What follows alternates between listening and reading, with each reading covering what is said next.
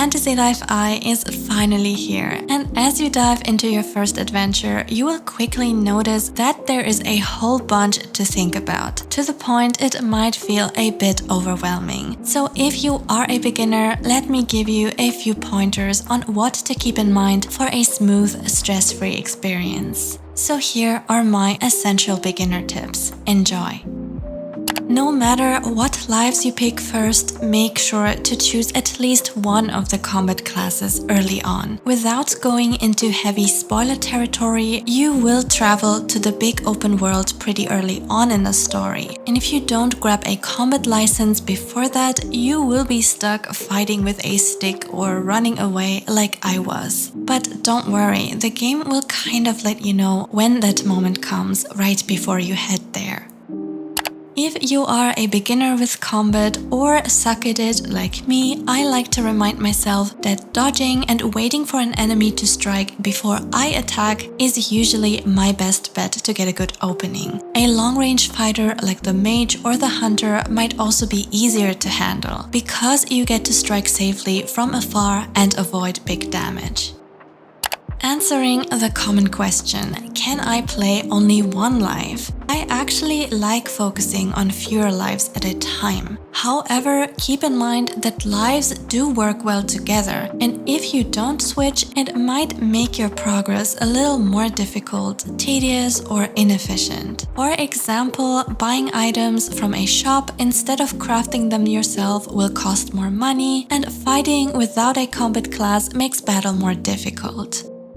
Don't overthink the first life you pick, but also think ahead. We can switch between lives anytime, wherever we are. However, keep in mind that you do need to pick up each license from your respective master to unlock the ability to switch to that new life. So you might actually want to plan ahead to have the lives ready that you want to use on your next exploration.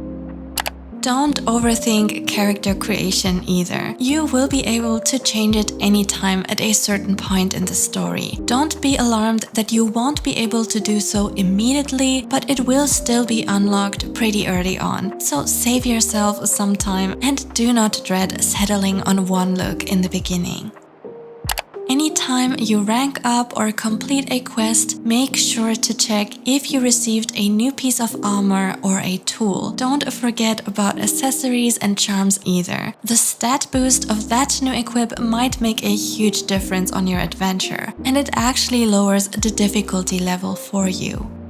The same goes for the skill board. It might seem obvious, but it is easy to forget to assign points right after ranking up. And sometimes even a single point in EXP growth can make your progress noticeably faster. If you are missing a few HP but you don't want to waste a potion or rest at the inn, I would go and beat up some more enemies. Because as you level up from beating them, all your HP and SP will be restored. And especially early in the game, leveling up goes very quickly. But this is a trick you won't be able to rely on at a higher level. Don't let your potions rot in your inventory. Make sure to register them to your quick wheel so they are ready in battle. If you forgot though, no worries. You can open the menu and heal from your items tab. It actually pauses the fight, and I find it pretty neat that we can catch our breath like this. If it is shiny, grab it. Even if you don't know what the shiny item is for, there is a super generous inventory limit per item. So go on and hoard every resource that you can collect, and it will definitely save you lots of time early on. Don't forget, you can not only rotate, but also zoom in the camera. I completely forgot this early on, but zooming in makes the world even more immersive and lets you catch the little details. Just keep in mind that outside it might also limit your view as you try to navigate through the world.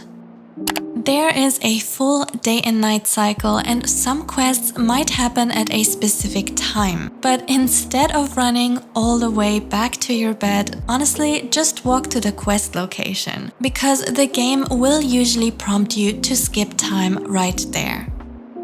resources seem to regenerate when you leave and re-enter an area. So if you are grinding for something specific, this is a quick way to farm more of it. I really hope these tips help you out in your first few hours of gameplay. And if you enjoy cozy life sims and slow life RPGs, consider subscribing, because that's what my channel is all about. But that's it from me. Take care and have a lovely day. A big shout out goes to our lovely members Danny, MJ, Ty, Liana, Faye, and welcome to Mandy. It is great to have you here. And thank you all so much for making our community such a joy to engage in.